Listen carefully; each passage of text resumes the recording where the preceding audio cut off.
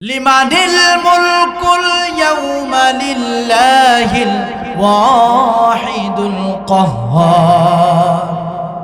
দুনিয়ার মানুষেরা রে, কিয়ামতের ময়দানে আমি আল্লাহ তাআলা একমাত্র রাজত্ব থাকবে। দুনিয়ার আর কোন ব্যক্তির রাজত্ব আমি আল্লাহ তাআলা দিব না। না দিব কোন রাসূলের, না দিব কোন নবীর, না দিব কোন পয়গম্বরের, না দিব কোন দুনিয়ার কোন প্রেসিডেন্টের। আমি আল্লাহ কাউকে ধার ধারবো না। একমাত্র ক্ষমতা থাকবে আমার। আমি দুনিয়ার মধ্যে থাকা অবস্থায় তোমাদেরকে ছাড় দিয়েছিলাম। আমি দুনিয়ার মধ্যে থাকা অবস্থায় তোমাদেরকে আমি অপশন দিয়েছিলাম, জান্নাত অর্জন করার অপশন। এখন দুনিয়া থেকে বিদায় হয়ে এসেছো, তোমাদের জন্য এখন আমলনামা, কারোর আমলনামা ভারী হবে, কারোর আমলনামা হালকা হয়ে যাবে। যাদের আমলনামা হালকা হবে, ফামান ইয়ামাল মিসকালা যাররাতিন খায়রান ইয়ারা ওয়া মান ইয়ামাল মিসকালা যাররাতিন শাররান ইয়ারা। যাদের আমলনামা হালকা হবে তাদের জন্য জান্নাত, যাদের আমলনামা ভারী হবে আমি আল্লাহ তাদের জন্য অবধারিত করে দিলাম জাহান্নাম। দুনিয়ার মুসলমানরা, দুনিয়াটা এত সহজ নয়।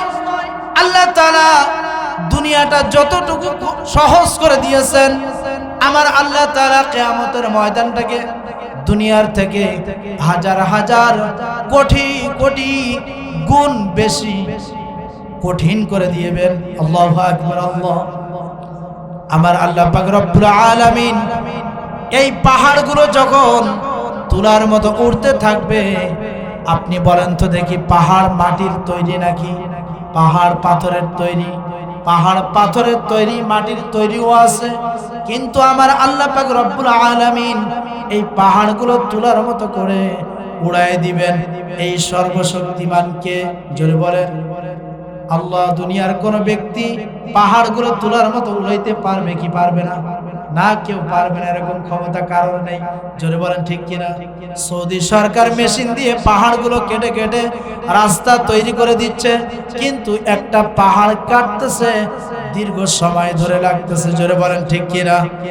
আল্লাহ পাক রব্বুল আলামিন এখানে বান্দাদেরকে বুঝাইতে যাচ্ছে, ও দুনিয়ার মানুষ, দেখো দেখো, আমি তোমাদেরকে তোমাদের সামনে দৃশ্যমান রেখে দিয়েছি পাহাড়গুলো। এই পাহাড়গুলো তুলার মতো উড়াই দিব। এখন তোমরা বুঝে দেখো, ঈমান আনো আমি আল্লাহ তাআলার উপরে। যখন তোমরা পূর্ণ ঈমান এনে যাবে, আমি আল্লাহ তোমাদের জন্য জান্নাতের সুব্যবস্থা করে দিলাম। কিয়ামতের ময়দানে মুমিন বান্দাদের জন্য, জান্নাতি বান্দাদের জন্য এক ওয়াক্ত ফরজ নামাজ আদায় করতে যতক্ষণ সময় লাগে, কিয়ামতের মাঠে এই জান্নাতি ব্যক্তিদের জন্য এত বড় বিশাল একটা সময় হালকা হয়ে যাবে। আল্লাহ তাআলা জান্নাতি ব্যক্তিদের সমস্ত হিসাব নিকাশ হতে পারে বিনা হিসাবে আল্লাহ তাআলা হালকা করে দিবেন। সুবহানাল্লাহ। এবং জাহান্নামী ব্যক্তিদের জন্য তাদের হিসাব নিকাশ তো হবেই না, বরং তাদের অবস্থাটা অত্যন্ত ভয়াবহতা হবে, তাদের অবস্থাটা অত্যন্ত খারাপ হয়ে যাবে। আল্লাহ তাআলা সূরাতুল ফুরকানের 25 নম্বর আয়াতের মধ্যে বললেন, ওয়া ইয়াউমা তাশাক্কাকুস সামাউ বিল গামামি ওয়া নুজ্জিলাল মালাইকাতু তানজিলা।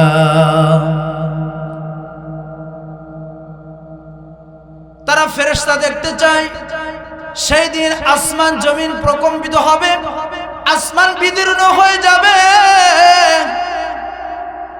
অবস্থাটা এত খারাপ হয়ে যাবে, মেঘকুণ্ড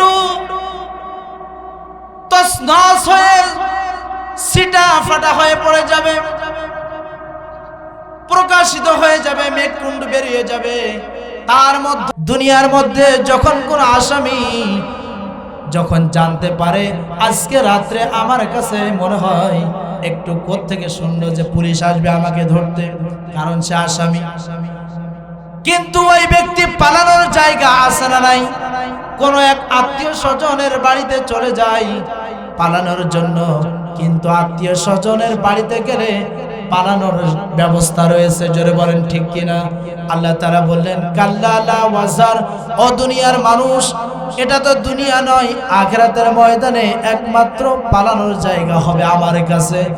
মানুষে দুনিয়া থেকে পালানোর জায়গা যদিও থাকে, কিন্তু আখিরাতের ময়দানে পালানোর জায়গা পাবে না। কাল্লা লা ওয়াজার, মানুষে আখিরাতের ময়দানে পালানোর কোনো জায়গা কখনো পাবে না। একমাত্র পালানোর জায়গা আমার কাছে। ইলা রাব্বিকা ইয়াউমা ইযিনিল মুস্তাকার, দুনিয়ার মানুষেরা রে, একমাত্র আশ্রয়স্থল আমি আল্লাহ তাআলার কাছে ছাড়া অন্য কারোর কাছে আর পাওয়া যাবে না।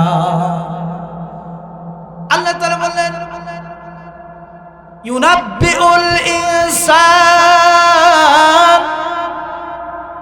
ইয়াউমা ইযিন বিমা কদ্দামা ওয়া আখার। আমি পূর্বের আয়াতেও বলেছি, দুনিয়ার মানুষ, এই দুনিয়াটা হলো নেক অর্জন করার জায়গা, এই দুনিয়াটা হবে আবার পাপের জায়গা। জোরে বলেন ঠিক কিনা? এই দুনিয়া থেকে নেক অর্জন করে জান্নাতে যাইতে হবে, এই দুনিয়ার থেকে পাপ অর্জন করে জাহান্নামে চলে যেতে হবে। আমার আল্লাহ তাআলা ছাড় দিয়ে দিয়েছেন, দুনিয়ার মানুষেরা রে, দুনিয়ার মধ্যে থাকা অবস্থায় নেকি অর্জন করে করে আসো, তাহলে আফসোস করবা না। দুনিয়ার মধ্য থেকে যখন বিদায় হয়ে যাইবা, কবরেও আফসোস নেই, হাসরেও আফসোস নেই, মিজানেও আফসোস নেই, পুলসিরাতেও আফসোস নেই। একমাত্র তোমাকে জান্নাত অবধারিত করে দিলাম। সুবহানাল্লাহ। নাহনুল খালিদাতু ফালা নাবিদু ওয়া নাহনুর রাজিআতু ফালা নাবিদু ওয়া নাহনুর রাজিআতু ফালা নাসকাতু তুবা লিমান কানা লানা ওয়া কুন্না লাহু তুবা লিমান কানা লানা ওয়া কুন্না লাহু। একবার জোরে জোরে বলুন মারহাবা। আল্লাহ পাক রব্বুল আলামিন এই নেক অর্জনকারী বান্দাদের জন্য জান্নাতকে অবধারিত করে দিয়েছেন। জান্নাতের সমস্ত হুর গিলমানগুলো নেক বান্দা মুমিন বান্দাদের জন্য আমার আল্লাহ তাআলা যখন আজরাইল আলাইহিস সালাতু ওয়াস সালামকে দুনিয়ার মধ্যে পাঠিয়ে বান্দাকে জান কবজ করে নিবে, তখন ওই সময়ের থেকে হুর গিলমানগণ স্বাগত জানার জন্য এই তসবিহগুলো পাঠ করে আর বলতেই থাকে, আসো আসো স্বাগতম জানাই। দুনিয়ার স্ত্রীরা তোমাকে সেই মালা পরাইতে পারি নাই, যেই মালা আমরা পরাইব। দুনিয়ার স্ত্রীরা তো নেক আমল করার কারণে তোমাকে একটু মহাব্বত করতে সেইভাবে পারি নাই, যেভাবে মহাব্বত আমরাই করব আল্লাহ তাআলা তোমার জন্য আমাদেরকে নির্ধারিত করে দিয়েছেন। নাহনুল খালিদাতু ফালা নাবিদু ওয়া নাহনুর রাজিআতু ফালা নাসখাতু ওয়া নাহনুর রাজিআতু ফালা নাবিদু তুবা লিমান কানা লানা ওয়া কুন্না লাহু তুবা লিমান কানা লানা ওয়া কুন্না লাহু। আল্লাহু আকবার বলেন। আমার আল্লাহ পাক রব্বুল আলামিন তিনি বলেন, ও দুনিয়ার মানুষেরা, দুনিয়ার মধ্য থেকে তোমরা নেক অর্জন করে আসো, আমি আল্লাহ তাআলা তোমাদেরকে জান্নাতে দান করব। তবে মনে রাখবে কিয়ামত কিন্তু সংগঠিত হবে, তবে কঠিন অবস্থায়। যারা পাপিষ্ঠ হয়ে আসবে তাদের জন্য কিয়ামত কিন্তু সংগঠিত হবে, যারা কাফের তাদের জন্য অত্যন্ত ভয়াবহতার বিষয় হয়ে যাবে। আল্লাহ তাআলা বললেন সূরাতুল মুমিনুনের 16 নম্বর আয়াতের ভিতরে, লিমানিল মুলকুল ইয়াউমা লিল্লাহিল ওয়াহিদুল কাহ্হার। দুনিয়ার মানুষেরা রে, কিয়ামতের ময়দানে আমি আল্লাহ তাআলা একমাত্র রাজত্ব থাকবে। দুনিয়ার আর কোন ব্যক্তির রাজত্ব আমি আল্লাহ তাআলা দিব না, না দিব কোন রাসূলের, না দিব কোন নবীর, না দিব কোন পয়গম্বরের, না দিব কোন দুনিয়ার কোন প্রেসিডেন্টের। আমি আল্লাহ কাউকে ধার ধারব না। একমাত্র ক্ষমতা থাকবে আমার। আমি দুনিয়ার মধ্যে থাকা অবস্থায় তোমাদেরকে ছাড় দিয়েছিলাম, আমি দুনিয়ার মধ্যে থাকা অবস্থায় তোমাদেরকে আমি অপশন দিয়েছিলাম জান্নাত অর্জন করার অপশন। এখন দুনিয়া থেকে বিদায় হয়ে এসেছো, তোমাদের জন্য এখন আমলনামা, কারোর আমলনামা ভারী হবে, কারোর আমলনামা হালকা হয়ে যাবে। যাদের আমলনামা হালকা হবে, ফামান ইয়ামাল মিসকালা যাররাতিন খায়রান ইয়ারা ওয়া মান ইয়ামাল মিসকালা যাররাতিন শাররান ইয়ারা। যাদের আমলনামা হালকা হবে তাদের জন্য জান্নাত, যাদের আমলনামা ভারী হবে আমি আল্লাহ তাদের জন্য অবধারিত করে দিলাম জাহান্নাম। আল্লাহ পাক রব্বুল আলামিন তিনি বলেন, ওয়া হুমিলাতিল আরদু ওয়াল জিবালু ফাদুক্কাতা দাক্কাতাও ওয়াহিদ।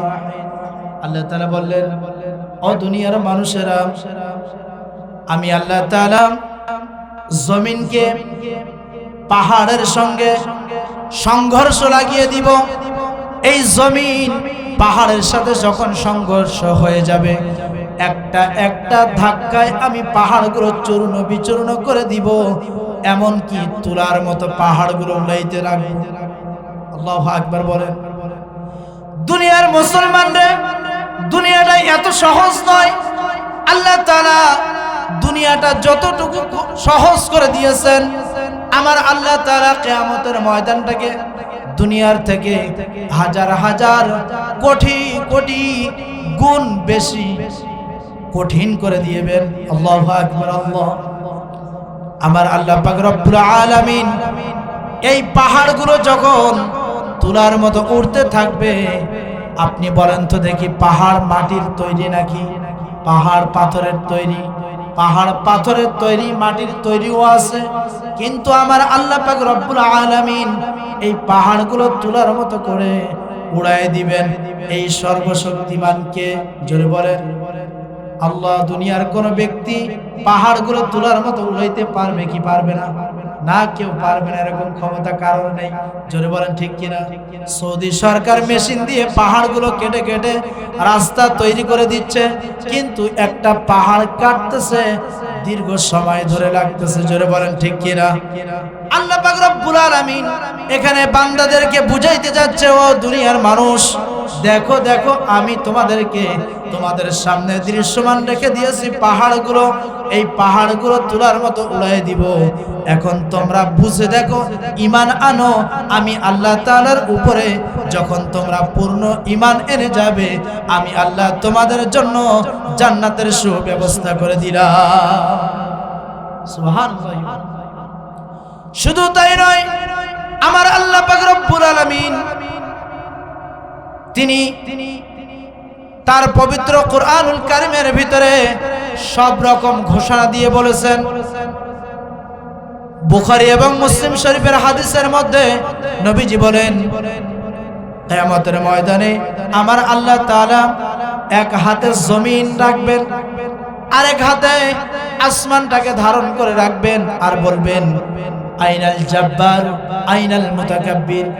কোথায় সেই স্বৈরাচার, কোথায় সেই দুর্বৃত্ত অহংকারীরা যারা দুনিয়ার মধ্যে অহংকারী করেছে, আমার দুর্বল মানুষের উপরে জুলুমের স্টিম রুলার চালু করে দুনিয়ার মানুষদেরকে কষ্ট দিয়েছে? কোথায় সেই দুর্বৃত্ত অহংকারীরা, কোথায় সেই স্বৈরাচারীরা? আসো, আমি তোমাদের জন্য তোমাদেরকে দুনিয়ার থেকে কঠিন শাস্তি দিয়ে আখিরাতের ময়দানে, কিয়ামতের ময়দানে আরো বেশি শাস্তি দেওয়ার জন্য প্রস্তুত। ঠিক কিনা বলেন? আইনাল জাব্বার আইনাল মুতাকাব্বির। কোথায় সেই দুর্বৃত্ত স্বৈরাচারীরা, কোথায় সেই অহংকারীরা? আজকের দুর্বৃত্ত স্বৈরাচারী অহংকারী আমাদের বাংলার জমিন থেকে 5ই আগস্ট বিদায় হয়ে গেছে কি যায় নাই? জোরে বলেন ঠিক কিনা? কিন্তু তাদের চেহারা আছে না নাই এখনো পর্যন্ত? আমি মনে করি এখনো পর্যন্ত আছে। কেন? সেখানের পর থেকে নিয়ে আমার বাংলার জমিনের এমনও ব্যক্তি রয়েছে যে তৎকালীন যুগে এরকম ভাবে নির্মম নির্যাতনের স্টিম রুলার চালু করে তাদের মারে নাই, বরং পাথর দিয়ে তাদেরকে আমার বাংলার জমিনের এমনও তরুণ যুবক ভাই যারা জীবন দিতে প্রস্তুত ইসলামের জন্য, তাদেরকেও পাথর চাপা দিয়ে মারা হয়েছে। ঠিক কিনা বলেন? এরকম দলিল আমার বাংলার জমিনে আছে না নাই? এজন্য আমি বলতে চাই, কোরআনের আলোচনা যত বেশি হবে, বাংলার জমিন থেকে কোরআন বিরোধী আইন তত বেশি দূরে চলে যাবে। ঠিক কিনা বলেন? আজকে কোরআনের আইন আমাদের থেকে বিদায় নিচ্ছে, তার মূল কারণ হলো গভীর ষড়যন্ত্রের কারণে কোরআনুল কারীমের আয়াত থেকে, কোরআনুল কারীম থেকে আমাদেরকে বাংলার জমিনের বিভিন্ন কান্ট্রি, বিভিন্ন দেশ থেকে, আমাদের বিভিন্ন পার্লামেন্ট থেকে কোরআনের আইনকে উৎখাত করে আমাদেরকে দূরে সরাই দেওয়া হচ্ছে। যারা বলেন ঠিক কিনা? ভূমিকম্প কি এমনি এমনি আসবে? ভূমিকম্প তো এমনিই আসে। মানুষের জাযাআম বিমা কানু ইয়াকসিবুন, মানুষের বদ আমলের কারণে ভূমিকম্প আল্লাহ তাআলা এমনি দিয়ে দিবেন। মানুষের নেক প্রতিদানের কারণে আল্লাহ তাআলা ভূমিকম্প ছাড়াই মুক্ত করে রাখতে পারেন কি পারেন না? জোরে বলেন, পারেন। অতএব আল্লাহ তাআলা তিনি আমাদেরকে দিয়েছেন একখানা কোরআন। কোরআন রিসার্চ করে করে আমরা শিখব, আমাদের নিজের জীবন সুন্দর করে গঠন করার চেষ্টা করব ইনশাআল্লাহ। রাজি আছি তো? আল্লাহ তাআলা তিনি কিয়ামত সংগঠিত কেন করবেন আর ভূমিকম্প কেন আনেন? ভূমিকম্প আনার মূল কারণ হলো বাংলার জমিনের মানুষদের বদ আমলের কারণ, এছাড়া অন্য আর কিছুই নয়। কিয়ামত সংগঠিত হবে তার মূল কারণ হলো বাংলার জমিনের নয়, সারা বিশ্ব মানুষের, সারা বিশ্ববাসীর বদ আমলের কারণ যখন হয়ে দাঁড়ায়, কিয়ামত সংগঠিত এমনি হয়ে যায়।